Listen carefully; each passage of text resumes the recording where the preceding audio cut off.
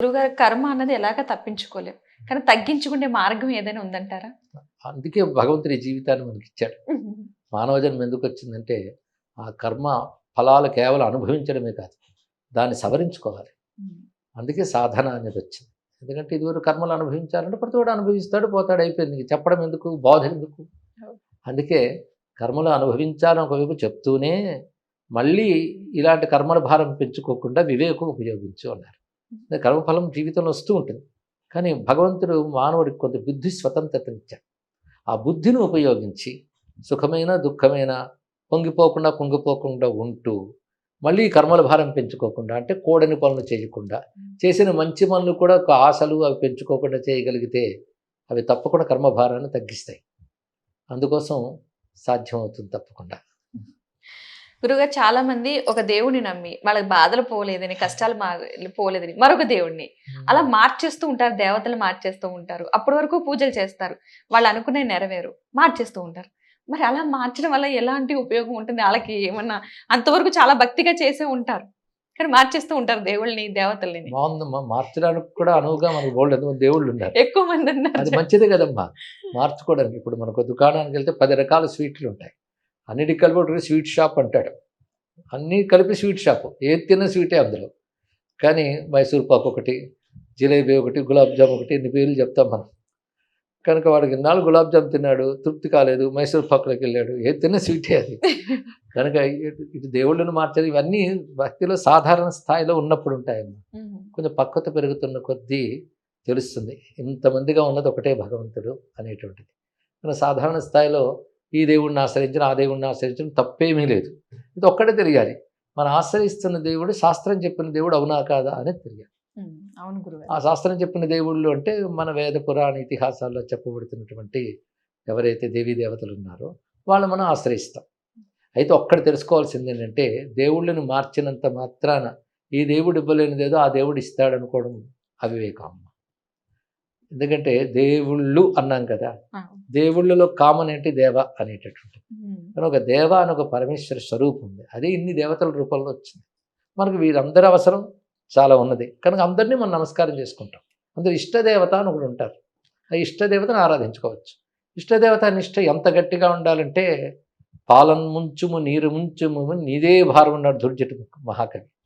పాలలో ముంచిన నీళ్ళలో ముంచిన నీదే భారం అని. మరో కవి అంటాడు, పాతయవా పాతాళే స్థాపయవా సకలలోక సామ్రాజ్యే మాతస్తవ చరణయుగం నాహం ముంచామి నైవ ముంచా.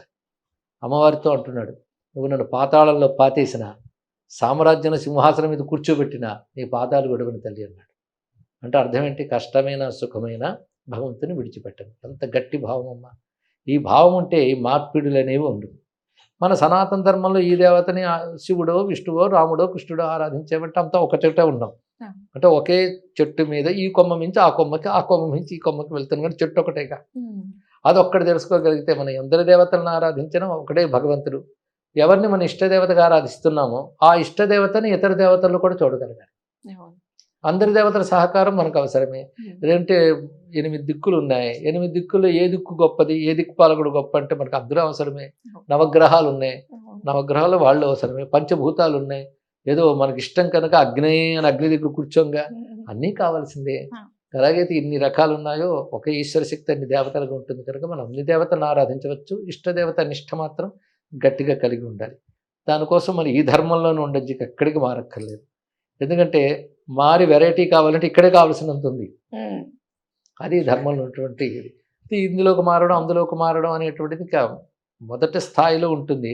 బుద్ధి పక్వత కలుగుతున్నంత కాలం ఈ సుఖాలు దుఃఖాలకు వీళ్ళెవరూ కారణం కాదు, నా కర్మైన కారణం ప్రధానం. అందుకు దీన్ని భక్తిగా ప్రేమగా కొలుచుకుంటాను.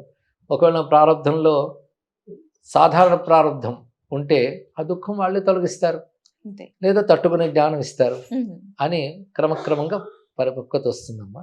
అది ఒకటి తాను సాధన చేయగా వస్తుంది, పెద్దలు చెప్పింది వినగా తెలుస్తుంది, శాస్త్ర గ్రంథాలు చదువుతున్నా తెలుస్తుంది క్రమంగా.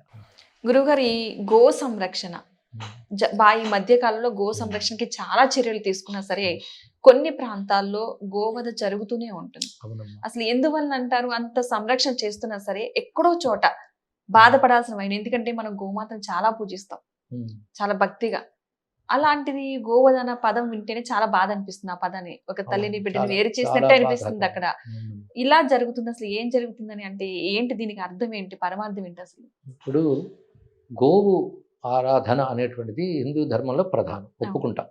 కానీ హిందువులు గోవుని ఎందుకు ఆరాధిస్తున్నారు అనే ప్రశ్న కూడా వేసుకోవాలి కదా. ఉమ్, హిందూ ధర్మంలో ఒక గొప్ప సంస్కారం ఏంటంటే, ఈ ప్రపంచంలో దేని వల్ల మనం మేలు పొందుతామో దాన్ని దైవంగా భావిస్తాం.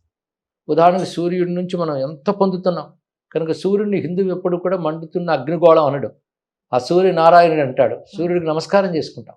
అంటే మాకు మన దృష్టిలో భగవంతుడు అంటే ఎక్కడో లేడు, మనల్ని అనుగ్రహిస్తున్న, మనల్ని కృప చూపిస్తూ ఉన్న, బ్రతికిస్తూ మనకు శక్తినిస్తూ పోషిస్తున్నవన్నీ దేవతా స్వరూపాలుగా చూస్తాం.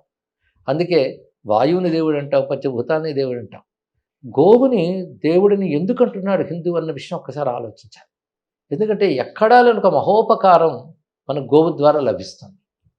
ఎందుకంటే దాని పంచగవ్యాల ద్వారా అందుతున్నటువంటిది ప్రాణశక్తి అందుతుంది మనకి.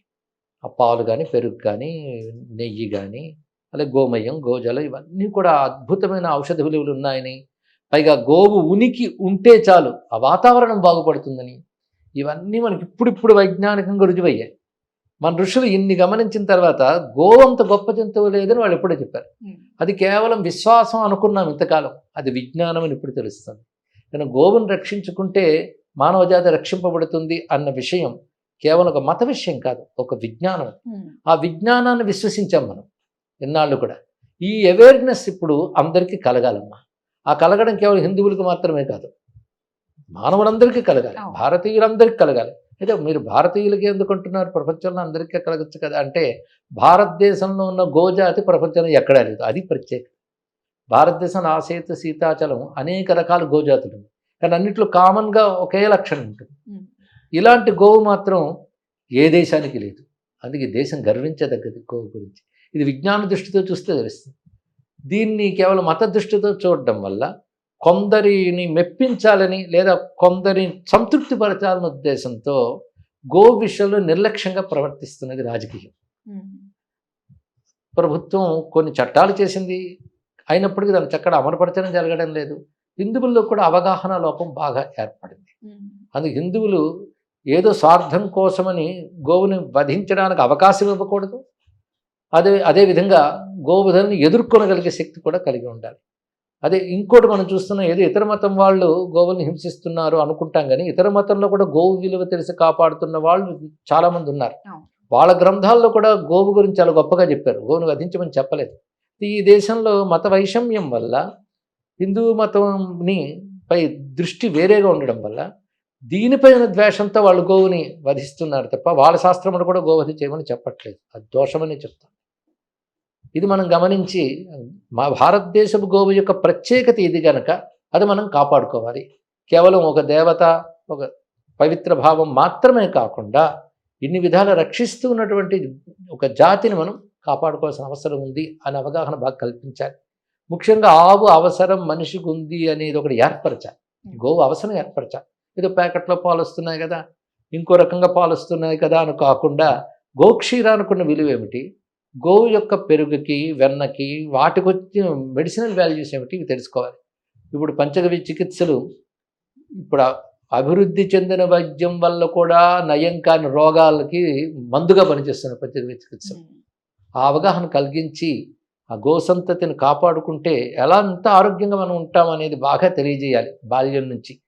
అప్పుడు విలువ తెలిసినప్పుడు వీళ్ళు కాపాడుకుంటారు. అది ప్రభుత్వం బాధ్యతగా తెలియజేయాలి, కాపాడాలి. కానీ గోవుని కాపాడడం అనేది భారతీయుల యొక్క కర్తవ్యము, భారతదేశం యొక్క కర్తవ్యం. ఎందుకంటే భారతదేశంలో ఉన్న గోవులు అనేది ఎక్కడా లేదు కనుక ఈ దేశానికి మాత్రమే ప్రత్యేకమైన ఆ గోసంతతిని మనం రక్షించుకోవాలి అని ఇటు చరిత్ర, ఇటు విజ్ఞాన శాస్త్రం, ఇటు సంస్కృతి మూడింటి ఆధారంగా ప్రభుత్వాలు తెలుసుకోవాలి, ప్రజలు తెలుసుకోవాలి. అప్పుడు మనం గోవుని కాపాడుకోగలం. అవును గురుగారు, చాలా గొప్ప విషయాలు చాలా గొప్పగా వివరించారు గురుగారు. ధన్యవాదాలు. శుభమ్మ.